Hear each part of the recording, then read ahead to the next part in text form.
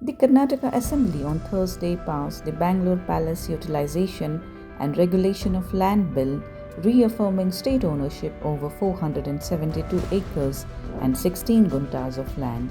The bill aims to facilitate the expansion of Bellary and Jaimahal Road, but faced strong opposition from the BJP.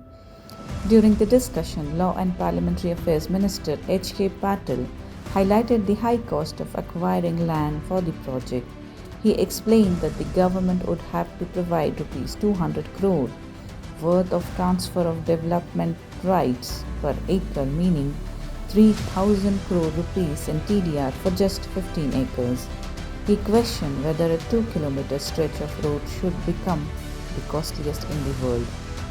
The BJP opposed the project with State President B.Y. Vijayendra and MLA Arvind Belad, alleging that the government was targeting Yaduveer Krishna Datta Chamraja Vadiyar, the Mysore royal family's successor and BJP MP from Mysore Kodagu, out of political vendetta. Minister Priyank Kharge countered, stating that the BJP had the same road expansion plan when it was in power.